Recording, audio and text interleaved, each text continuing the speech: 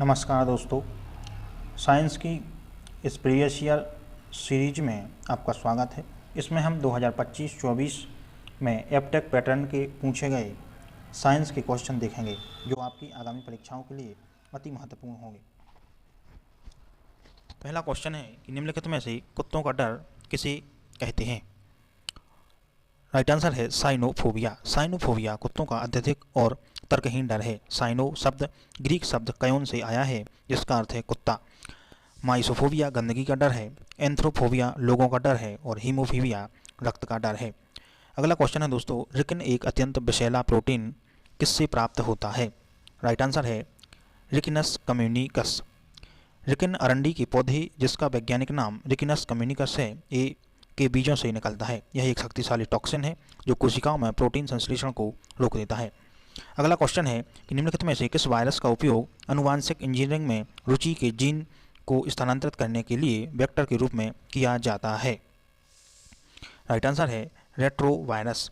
Retrovirus का उपयोग अक्सर जीन थेरेपी में किया जाता है क्योंकि उनके पास मेजबान कोशिका के जीनोम में अपनी आनुवांशिक सामग्री को एकीकृत करने की प्राकृतिक क्षमता होती है। वैज्ञानिक हानिकारक वायरल जीन को हटाकर उसकी जगह वांछित उपचारात्मक जीन डालते हैं। अगला क्वेश्चन है कि निम्नलिखित में से कौन सा सिंड्रोम संलक्षण क्रोमोसोम पूरक की उपस्थिति द्वारा पहचाना जाता है। इसका राइट आंसर है क्लाइनफेल्टर सिंड्रोम।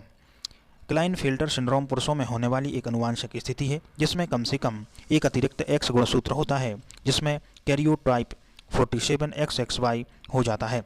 इनमें पुरुषों में कुछ महिला जैसे शारीरिक लक्षण विकसित हो जाते हैं और बांझपन हो सकता है। अगला क्वेश्चन है दोस्तों कि निम्नलिखित में से कौन सा पौधा आधारित मतिभ्रम उत्पन्न करने वाला पदार्थ है। राइट आंसर है लाइसर्जिक एसिड डाइएथाइल एमाइड। LSD एक शक्तिशाली मतिभ्रम दवा है। यह एग्रोट कवक से प्राप्त लाइसर्जिक एसिड से संश्लेषित किया जाता है जो राई जैसे अनाज पर उगता है। अन्य विकल्प कोकीन निकोटीन उत्तेजक है और मॉर्फिन दर्द निवारक है। अगला क्वेश्चन है हाल ही में पहचानी गई सींग वाली मेंढक प्रजाति जेनोफिस अपाटानी कहाँ पाई गई है। महत्वपूर्ण प्रश्न है दोस्तों। चैनल को सब्सक्राइब अवश्य करें और वीडियो को लाइक करें। इसका राइट आंसर हो जाएगा टेल वन्यजीव अभ्यारण्य। जेनोफिस अपाटानी मेंढक की एक नई प्रजाति है जिसकी खोज अरुणाचल प्रदेश के टेल वन्यजीव अभ्यारण्य में की गई थी। इसका नाम वहाँ की अपाटानी जनजाति के नाम पर रखा गया है। किस जानवर के दूध में सबसे अधिक वसा सामग्री होती है। इसका राइट आंसर है दोस्तों भैंस। भैंस के दूध में वसा का प्रतिशत अन्य जानवरों जैसे गाय या बकरी की तुलना में लगभग 7-8% अधिक होता है। उच्च वसा सामग्री के कारण भैंस का दूध गाढ़ा होता है। इससे अधिक मात्रा में घी और मावा प्राप्त होता है। अगला क्वेश्चन है कि एलिजा तकनीक की खोज किसने की थी। एलिजा तकनीक की खोज किसने की थी। इसका राइट आंसर है एगवेल और पर्लमैन। एवा एगवेल और पीटर पर्लमैन ने 1971 में इस तकनीक को विकसित किया था। यह एक जैव रासायनिक तकनीक है जिसका उपयोग मुख्य रूप से इम्यूनोलॉजी में किसी नमूने में एंटीबॉडी या एंटीजन की उपस्थिति का पता लगाने के लिए किया जाता है। दोस्तों अगला क्वेश्चन है कि निम्नलिखित में से कौन सा जीव नाइट्रोजन स्थिरीकरण में शामिल नहीं है। इसका राइट आंसर है नाइट्रोसोमोनास। नाइट्रोजन स्थिरीकरण राइजोबियम फ्रैंकिया और एजोटोबैक्टर वायुमंडलीय नाइट्रोजन को अमोनिया में बदलते हैं जिसे पौधे उपयोग कर सकते हैं।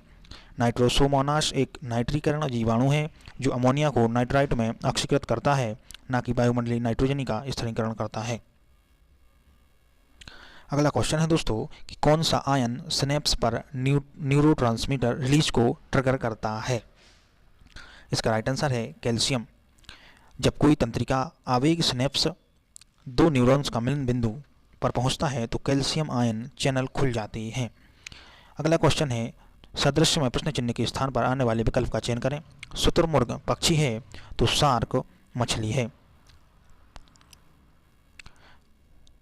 जिस प्रकार शुतुरमुर्ग पक्षी वर्ग का प्राणी है उसी प्रकार शार्क मछली वर्ग के अंतर्गत आती है।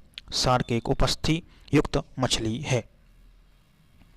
किण्वन एक ऐसी प्रक्रिया है जिसका उपयोग निम्नलिखित सभी के उत्पादन के लिए किया जाता है सिवाय दही के। ब्रेड शराब और बियर के निर्माण में खमीर ईस्ट द्वारा मादक किण्वन का उपयोग होता है। दही का निर्माण बैक्टीरिया लैक्टोबैसिलस द्वारा दूध के लैक्टिक एसिड किण्वन से होता है। प्रश्न के संदर्भ में इसे अल्कोहलिक किण्वन समूह से अलग माना गया है। अगला क्वेश्चन है, उस संघ का नाम बताइए जिसमें नेफ्रेडिया उत्सर्जी अंग के रूप में कार्य करते हैं। इसका राइट आंसर है एनेलिडा। अगला क्वेश्चन है, उस प्रक्रिया को क्या कहते हैं जिसके द्वारा अमीबा अपना भोजन ग्रहण करता है। इसका राइट आंसर है एंडोसाइटोसिस। अमीबा अपनी लचीली कोशिका झिल्ली का उपयोग करके भोजन के कणों को घेर लेता है और एक खाद्य रिक्तिका बनाता है। इस प्रक्रिया को एंडोसाइटोसिस कहते हैं। अगला क्वेश्चन है, निम्नलिखित में से किसे कोशिका का पावर हाउस कहा जाता है।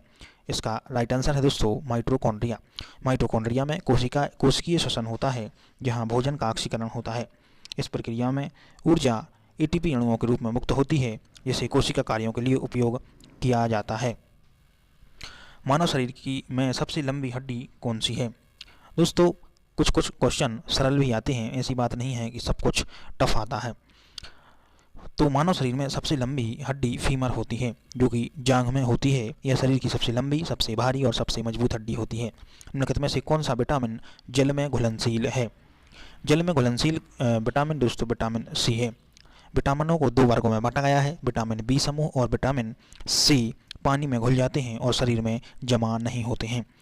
विटामिन ए, डी, ई और के वसा में घुलनशील होते हैं। क्वेश्चन नंबर 278 है कि अकेले रहने का डर क्या कहलाता है। उसे कहते हैं ऑटोफोबिया। ऑटोफोबिया अकेले होने या स्वयं के साथ अकेले रहने का एक तर्कहीन और अत्यधिक डर है। इसमें पीड़ित व्यक्ति को सुरक्षित महसूस करने के लिए अक्सर किसी अन्य व्यक्ति की उपस्थिति की आवश्यकता होती है, भले ही वह अजनबी ही क्यों ना हो। अगला क्वेश्चन है, पढ़ते समय क्या स्मृति में सुधार करता है। पढ़ते समय क्या स्मृति में सुधार करता है। इसका राइट आंसर है मुख्य बिंदुओं को हाईलाइट करना। एकाग्रता। मुख्य बिंदुओं को हाईलाइट करने से पाठक का ध्यान महत्वपूर्ण जानकारी पर केंद्रित होता है। यह मस्तिष्क को जानकारी को व्यवस्थित करने और बाद में उसे आसानी से याद करने में मदद करता है। अगला क्वेश्चन है, निम्नलिखित में से कौन सा व्यवहारिक अनुकूलन का उदाहरण है। राइट आंसर है भालुओं में शीत निद्रा। शीत निद्रा एक व्यवहारिक परिवर्तन है जो भालू और अन्य जानवर कठोर सर्दियों और भोजन की कमी से बचने के लिए अपनाते हैं।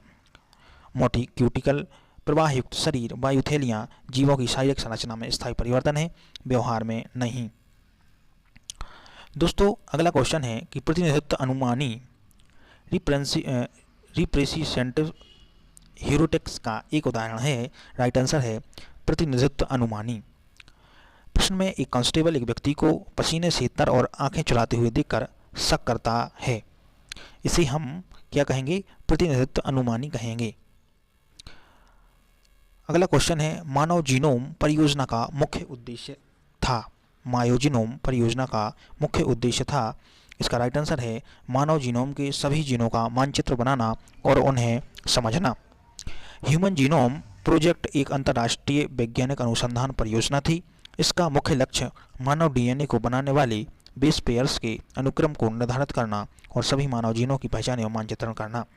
अगला क्वेश्चन है कि इम्यूनोसप्रेसिव एजेंट प्रतिरक्षा दमनकारी एजेंट साइनोक्लोस्पोरिन ए का उत्पादन निम्नलिखित द्वारा किया जाता है। दोस्तों एप्टेक कभी कभी इतने टफ क्वेश्चन भी पूछता है, तो आपको हर टॉपिक को डीप में ले जाना है। इसका राइट आंसर है ट्राइकोडर्मा पॉलीस्पोरम। साइक्लोस्पोरिन ए एक जैव सक्रिय अणु है जो ट्राइकोडर्मा पॉलीस्पोरम नामक कवक से निकाला जाता है। इसका उपयोग अंग प्रत्यारोपण के रोगियों में प्रतिरक्षा प्रणाली को दबाने के लिए किया जाता है ताकि शरीर नए अंग को अस्वीकार न करे। इनमें से कौन सा विचार प्रवाह को बढ़ाता है। राइट आंसर है कई विचार उत्पन्न करना। विचार प्रवाह का अर्थ किसी दिए गए विषय पर कम समय में अधिक से अधिक नए और अद्वितीय विचार उत्पन्न करने की क्षमता है। यह गुणवत्ता के बजाय विचारों की मात्रा पर केंद्रित है। अगला क्वेश्चन है कि पौधे या बीजों का वह संपूर्ण संग्रह जिसमें किसी फसल के सभी जीन के लिए सभी विविध एलील शामिल होते हैं खालिस्तान संग्रह कहलाता है। इसका राइट आंसर है जर्मप्लाज्म। जर्मप्लाज्म किसी फसल प्रजाति और उसके जंगली रिश्तेदारों के आनुवंशिक संसाधनों का कुल संग्रह है। यह फसल सुधार और नई किस्मों के विकास के लिए आधार प्रदान करता है। अगला क्वेश्चन है अनिश्चित परिस्थितियों में मानसिक दृढ़ता निर्णय निर्माण को कैसे सुधार सकती है। इसका राइट आंसर है यह व्यक्तियों को केंद्रित रहने में मदद करती है और भावनाओं या अनिश्चितता द्वारा प्रभावित नहीं होने देती है। यह तनाव, दबाव और अनिश्चितता के बावजूद प्रभावी ढंग से कार्य करने की क्षमता है। यह भावनाओं को नियंत्रित करने और तर्कसंगत रूप से लक्ष्य पर ध्यान केंद्रित रखने में मदद करती है। अगला क्वेश्चन है, लिंकन सूचकांक द्वारा निम्नलिखित में से कौन सा पैरामीटर मापा जाता है? लिंकन सूचकांक द्वारा निम्नलिखित में से कौन सा पैरामीटर मापा जाता है? राइट आंसर है जनसंख्या का आकार। तो लिंकन सूचकांक से हम जनसंख्या का आकार मापते हैं। अगला क्वेश्चन है, अधिकांश पादप कोशिकाओं में जंतु कोशिका का कौन सा भाग सामान्यतः अनुपस्थित होता है? राइट आंसर है तार केंद्रक। यह कोशिकांग मुख्य रूप से जंतु कोशिकाओं में पाया जाता है और कोशिका विभाजन में मदद करता है।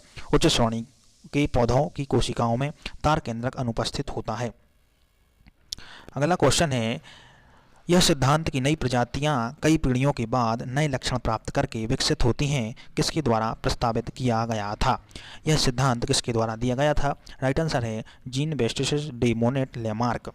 लेमार्क ने उपार्जित लक्षणों की वंशागति का सिद्धांत दिया। महत्वपूर्ण है दोस्तों, याद रखिएगा कि लेमार्क ने उपार्जित लक्षणों की वंशागति का सिद्धांत दिया था। इसके अनुसार जीव अपने जीवन काल में जो शारीरिक परिवर्तन प्राप्त करते हैं वे अगली पीढ़ी में स्थानांतरित हो जाते हैं। अगला क्वेश्चन है कि विकासवादी जीव विज्ञान आधुनिक चिकित्सा में किस प्रकार योगदान देता है? इसका राइट आंसर है आनुवांशिक विकारों और एंटीबायोटिक प्रतिरोधों को समझने में मदद करके। विकासवादी सिद्धांत यह समझने में मदद करते हैं कि बैक्टीरिया दवाओं के प्रति प्रतिरोधक कैसे बनते हैं। यह जीनोम में होने वाले परिवर्तनों और वंशानुगत बीमारियों के मूल कारणों को समझने में सहायक हैं। दोस्तों चैनल को सब्सक्राइब अवश्य करें। मैं आपको 2024-25 में आए हुए मध्य प्रदेश एप्टेक 20 क्वेश्चन पूरे करवाऊंगा। दोस्तों स्वैच्छिक मांसपेशी नियंत्रण के लिए तंत्रिका तंत्र का कौन सा भाग जिम्मेदार है? राइट आंसर है दैहिक तंत्रिका तंत्र। स्वैच्छिक मांसपेशी नियंत्रण के लिए तंत्रिका तंत्र का दैहिक तंत्रिका तंत्र जो है वह उत्तरदायी होता है। दैहिक तंत्रिका तंत्र परिधीय तंत्रिका तंत्र का वह हिस्सा है। यह मस्तिष्क के कंकाल की मांसपेशियों तक संकेतों को ले जाता है जिससे हम अपनी इच्छा से शरीर को हिला डुला सकते हैं। अगला क्वेश्चन है कि एक अनुवांशिक अंतःक्रिया जहां एक जीन की अभिव्यक्ति दूसरे जीन की अभिव्यक्ति को छुपाती या संशोधित करती है उसे खालिस्तान कहा जाता है। राइट आंसर है अध्यंतरण। जब एक जीन दूसरे जीन के प्रभाव को रोक देता है या उसे छिपा देता है तो इसे अध्यंतरण कहते हैं। अगला क्वेश्चन है दोस्तों कि निम्नलिखित में से कौन पीसीआर में डीएनए का निर्माण खंड है? राइट आंसर है DNTPS। डीऑक्सीराइबो न्यूक्लियोसाइड ट्राइफॉस्फेट वे बुनियादी इकाइयां हैं जिनसे डीएनए की नई श्रृंखला का निर्माण होता है। पीसीआर प्रक्रिया के दौरान डीएनए पॉलीमरेज एंजाइम इन्हीं ATGC का उपयोग करके डीएनए की नई प्रतियां बनाता है। अगला क्वेश्चन है दोस्तों कि खैनी के उत्पादन के लिए किस कच्चे माल का उपयोग किया जाता है? राइट आंसर है काजू सेव। खैनी गोवा का एक प्रसिद्ध मादक पेय है जिसे विशेष रूप से काजू के फल के रस से बनाया जाता है। काजू सेव के रस को किण्वित और अस्वित करके यह पेय तैयार किया जाता है जिसे GI टैग भी प्राप्त है। अगला क्वेश्चन है कि पुरुष में खालिस्तान को शरीर के बाहर रखा जाता है जिससे कि शरीर से तापमान कम बना रहे। राइट आंसर है अंडकोश। अंडकोश एक थैलीनुमा संरचना है जिसमें वृषण स्थित होते हैं। यह शरीर के बाहर लटकता है। यह वृषण के तापमान को शरीर के आंतरिक तापमान से 2-3 डिग्री कम रखता है जो शुक्राणु के उत्पादन के लिए अनिवार्य है। अगला क्वेश्चन है एलिफेंटियोसिस को और क्या कहा जाता है? राइट आंसर है फाइलेरियासिस। एंटीफेटियालिसिस को सामान्य भाषा में हाथी पांव या फाइलेरियासिस कहा जाता है। यह परजीवी कृमि बुचेरिया बैंक्रॉफ्टी के कारण होता है जो क्यूलेक्स मच्छर के काटने से फैलता है। इसमें लसिका वाहिकाओं में सूजन आ जाती है जिससे पैर या शरीर के अन्य अंग हाथी के पैर की तरह सूज जाते हैं। अगला क्वेश्चन है यूकैरियोट में प्रोटीन संश्लेषण के दौरान प्रारंभिक mRNA अनुलेख को परिपक्व mRNA बनाने के लिए संसाधित किया जाता है। राइट आंसर है संबंधन, आच्छादन और पुंछन। केंद्रक के भीतर प्रारंभिक RNA को परिपक्व संदेशवाहक RNA में बदलने के लिए 3 प्रक्रियाएं होती हैं। इनमें 5 सिरे पर आच्छादन, 3 सिरे पर पुंछन और बीच में अव्यक्तेत को हटाकर व्यक्तेत को जोड़ने की प्रक्रिया संबंधन या स्लिप्सिंग शामिल है।